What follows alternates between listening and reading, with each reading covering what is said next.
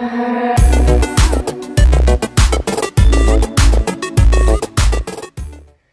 guys, welcome back to the channel. So this video is going to be a little different. It's going to be unlike my other videos where I usually start off with the car review or some car modification, but I wanted to give an update to what's happening. I know I mentioned in one of my Audi, I believe it was my tips and tricks, that I was going to do a review on towing, and I ended up selling that car. I just posted it for sale, and I thought I would have time to do the review before the car would sell, but the car sold within just a few days. So that's kind of what happens. I got what I wanted for the car, and new owner's happy.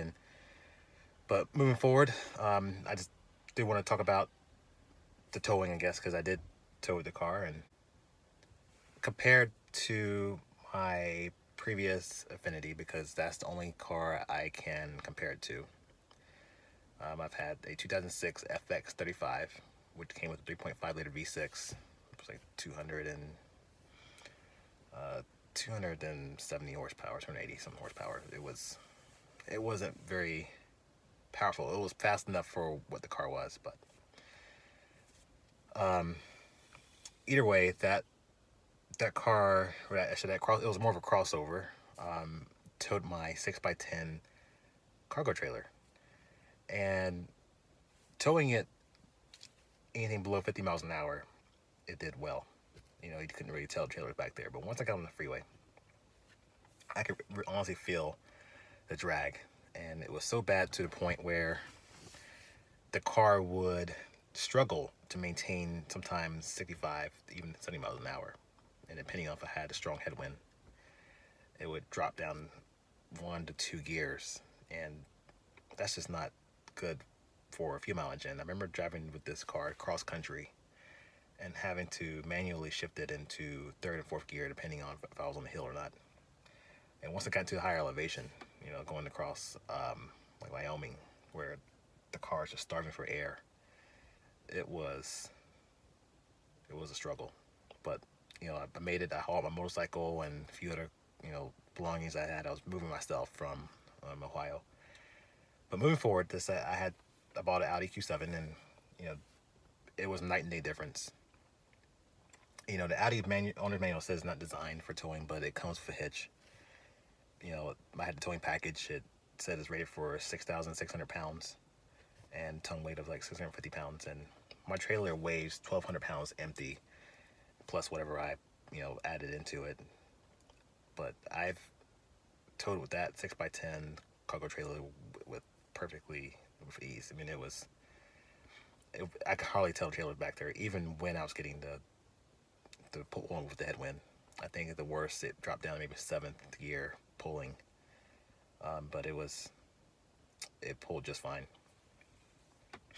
And one of the features I liked about it was it's when you connect to the trailer, it disables it. The car knows when you're connected to the trailer, so it disables the rear parking sensor. So when you're reversing, you're not hearing a constant tone because the rear parking sensor is disabled.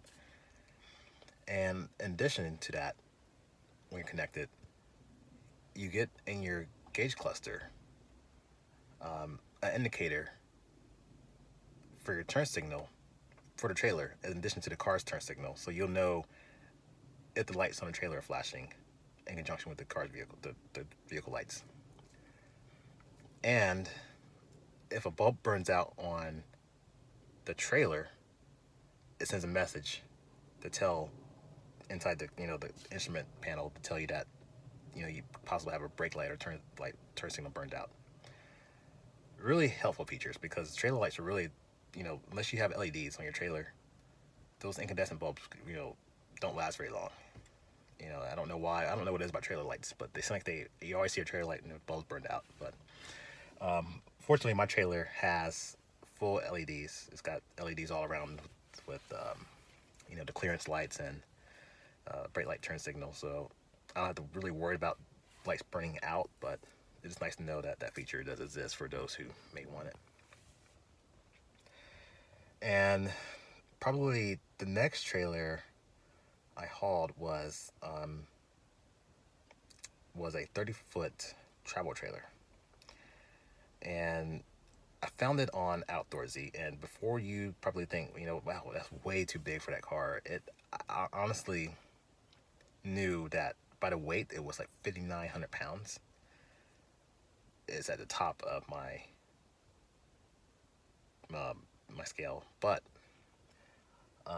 the person who rented out to me, he checked the specs of my car, and he's like, you're at the top, but you're probably fine as long as you don't take it through any mountains. And I wasn't really going through any really mountains, and even then, I still didn't have any doubt that this car would have any difficulties.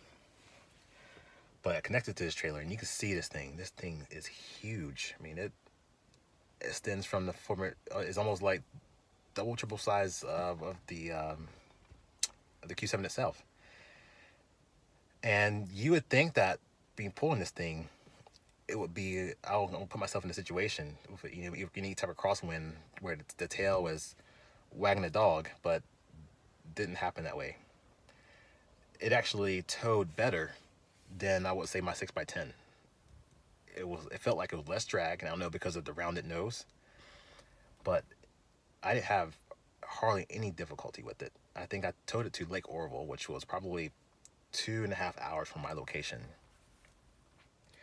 And I didn't, it only one instance where it dropped down out of the seventh, eighth gear. I think most of the time I was traveling in seventh gear.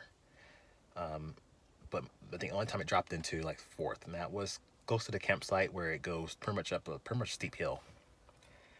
And I thought maybe, okay, this is probably the pushing the limits, because you could feel the trailer, back there. But when I set up the campsite, and the kids and I decided to go explore, we were coming back to the campsite, and even with the car empty, it still dropped down that same gear. Obviously, you didn't feel the load shift when it was pulling, but it was perfect. Nothing at all with that weight. And the renter provided me a RF brake controller, and that was probably the easiest thing ever, because I had initially purchased a Prodigy P3 brake controller, and I was thinking to myself, I'm gonna need this if I'm expecting to any type of travel trailer, and ended up not needing it because he said he provided that, so I didn't have to install it in my car. He, all it does is plug into your 12-volt outlet in your car, and then there's a unit mounted to the trailer's tongue, and that communicates that way wirelessly. So that left a seamless transition. I mean, you set your boost and your gain accordingly, just like any other brake controller. And when you step on the brake, everything breaks in tandem. You don't feel any. What's the word I'm looking for is like that jerking, hitching effect where you feel the car brakes, and then you feel the trailer brakes grab a second. It was very seamless. So definitely like that. And probably the longest haul I've done was, and I towed my car to the track a few times too. I had my ISF. I towed that to the track. That's maybe like an hour or two at the most. But the longest I've done, I did a cross country move, and I towed my girlfriend's car cross country, and not a problem at all. Set the cruise control at 75 miles an hour, and it was good to go. Nope, not an issue. It was perfect. It was U-Haul car transport, so I didn't have any problems with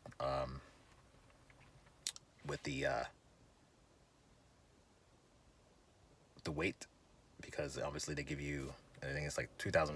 I think trailer's like 2,000 pounds, and the car was like 3. So I was under the weight, but there was no drag. There's trailer brakes. There's the surge brakes. So that my particular trailer had the surge brakes were kind of a little jerky. Like, it felt like I needed a lot of pressure on the brake pedal before I felt like the trailer brakes activated on the surge brakes. But overall, great towing experience. But the ISF has been sold. The Q7 has been sold.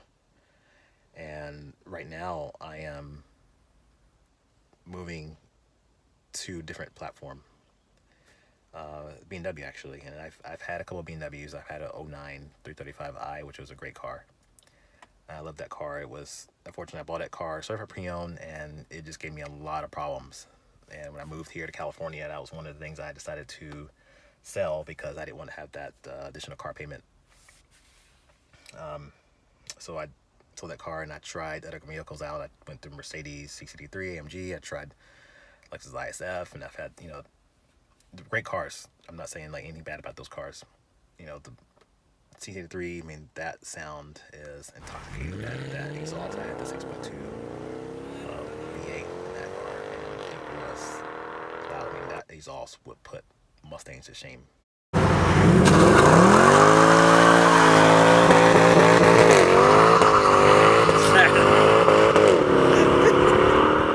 Chargers, Challengers. I mean, it was no competition with that car. But I bought that car and I had 100,000 miles on it, and I just said, you know what, let me try something a little different. I've always been curious about the ISF. Always been a big Lexus fan ever since the IS300 in 2003. I wanted the IS. So an opportunity to trade in. I actually traded the car in at the dealership, and I bought this 2012 ISF, and that was about 2.5 years ago. The ISF was a great car.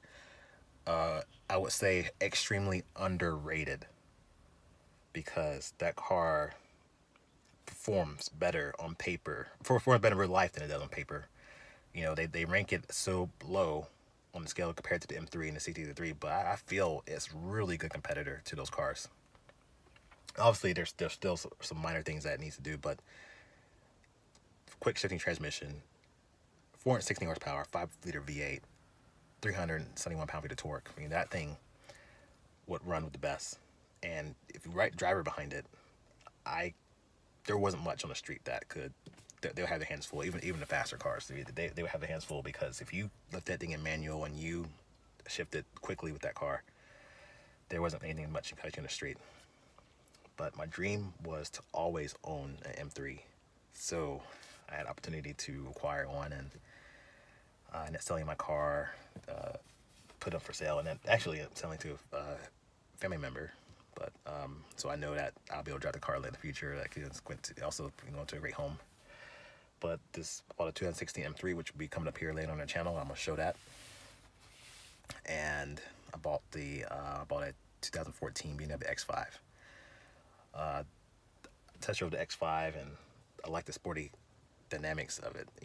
Audi sporty as well, but the BMW, they even call themselves an SUV. They call it a SAV, a sport activity vehicle. So it's even more sporty than, I would say, the Audi. And I'm gonna do a full review on both of those cars coming up here soon, so stay tuned. And I appreciate all the likes. I mean, my Audi review, my 2011 Audi review that you guys watched, I'm getting so much feedback. The people were leaving in my inbox, hey, good job, I love that review. So I'm gonna take notes from that review, and I'm gonna move that towards my future ones, because you guys seem to really like that. I'm getting a lot of positive feedback on that one, and then so I appreciate that, guys. But that's gonna do it for this video. Make sure you subscribe, because I'm gonna bring a lot of good content here, and just stay tuned for more. Thanks for watching.